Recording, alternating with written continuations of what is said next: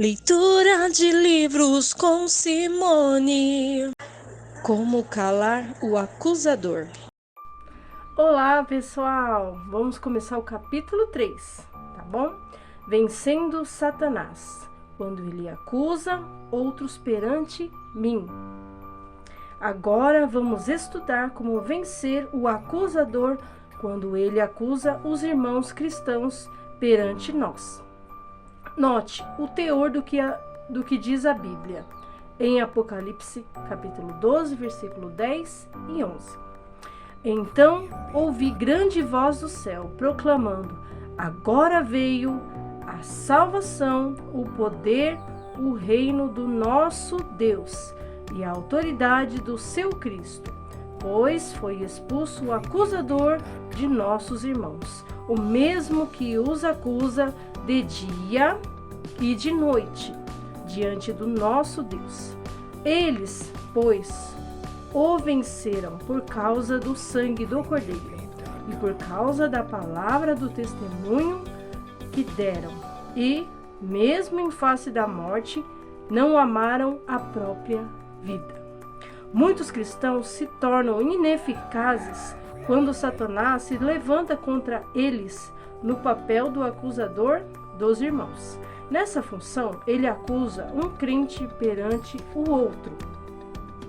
Quando ele nos acusa perante Deus, Jesus vence esse ataque a nosso favor, todas as vezes perfeitamente. Se pelo menos vencêssemos Satanás na mesma medida que ele acusa os outros perante nós. Temos de aprender a reconhecer as atividades de Satanás, quando ele acusa os irmãos, e a derrotá-lo quando ele usa nossa boca como um instrumento para acusar os outros. Muitas divisões e discórdias na igreja hoje são causadas pela acusação que Satanás lança contra um cristão aos ouvidos de seu irmão. Às vezes, inconscientemente, tornamos-nos instrumento de Satanás e expressamos as palavras dele. O maior impedimento para a unidade na igreja hoje não é diversidade de doutrina, filiação ou diferenças de credo, mas a discórdia entre os cristãos. Satanás luta contra a unidade da igreja. Quando a igreja se unir e assumir sua plena estatura como um homem maduro, então todos os homens saberão que somos os discípulos de Jesus, por causa do amor que temos uns pelos outros. Quão sutilmente o acusador trabalha para encher nossa mente de acusações contra os outros.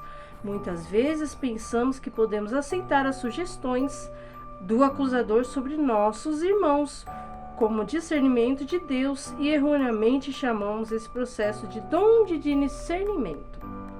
Não há dom de discernimento geral, há, porém, um dom específico de discernimento de espíritos.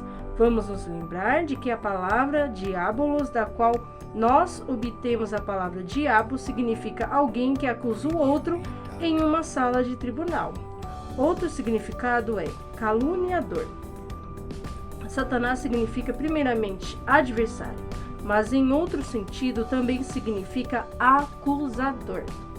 Acusação descreve sua natureza. Acusar é o principal papel de Satanás de ataque contra a igreja. Ele é tão sutil que muitas vezes nem percebemos que está nos atacando.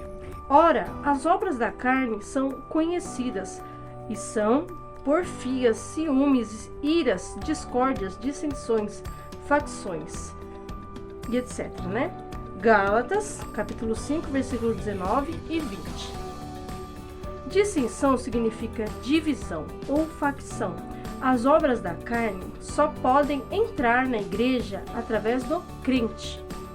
Muitas vezes, por ignorância, nos rendemos ao acusador e permitimos que ele nos use como um instrumento para criar dissensão.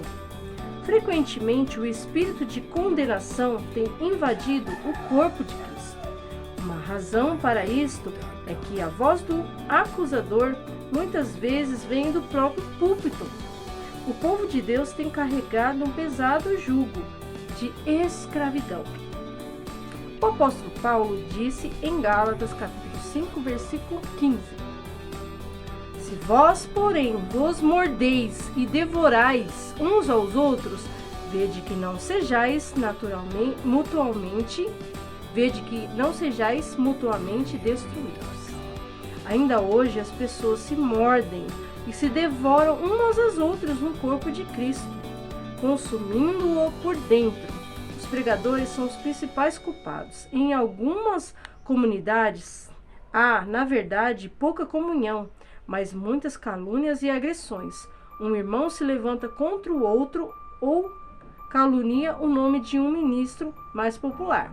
Em Marcos capítulo 7, versículo 20 ao 23, Jesus disse: E dizia, o que sai do homem, isso é o que o contamina, porque de dentro do coração dos homens é que procedem os maus desígnios, a prostituição, os furtos, os homicídios, os adultérios, a avareza, as malícias, o dolo, a lascívia, a inveja, a blasfêmia, a soberba e a loucura. Ora, todos esses males vêm de dentro e contaminam o homem. O que é um olho mau? É olhar para uma pessoa e imediatamente pensar mal dela. Olhamos para uma pessoa apenas para descobrir o que está errado com ela. Desejamos ver o mal que reflete. Um olho mau está em ação quando uma pessoa que não tem nenhuma base para o juízo olha para alguém e imediatamente o julga pela aparência externa. Em 2 Coríntios, capítulo 5, versículo 12, Paulo falou sobre os que se gloriam na aparência e não no coração. Isso é o que a Bíblia chama de olho mau. É olhar para alguém com suspeita. O acusado não fez nem disse nada. Não se sabe de nada de primeira mão sobre a pessoa. Isso é um olho mau. Ele contamina não apenas o indivíduo que tem um olho mau, mas o corpo inteiro. A suspeita é muito contagiosa. Em certa igreja, alguém me disse, o autor dizendo: Eu tenho o dom de discernimento, estou discernindo um espírito muito ruim sobre você. Pouco depois percebi que essa pessoa não tinha uma revelação do Senhor, apenas a simples e velha suspeita. Um olho mau é uma operação espiritual, mas não vem do Espírito Santo.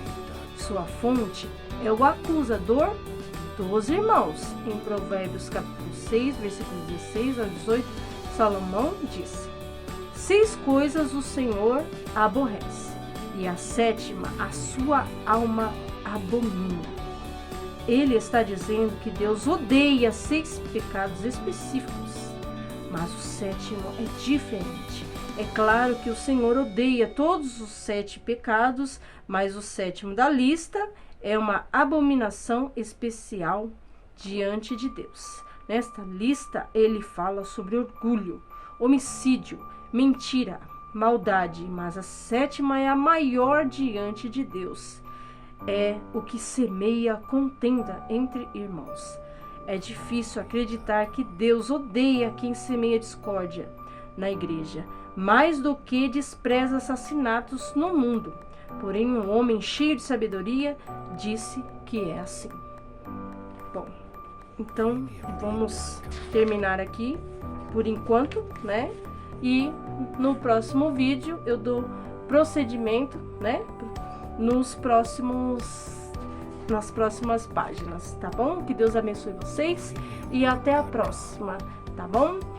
Se inscreva no canal, dê seu like e compartilhe, tá bom? E venha aprender como calar o acusador através deste livro, tá bom? De David Alsonbrock, Como Calar o Acusador. Eu sei que tem vários outros tipos de livros, mas esse é o que eu escolhi para estar lendo aí junto com vocês e passando né, um pouquinho dessa oportunidade, como a gente pode, né, ter estratégias para a gente calar o acusador nosso, o acusador do próximo, tá bom?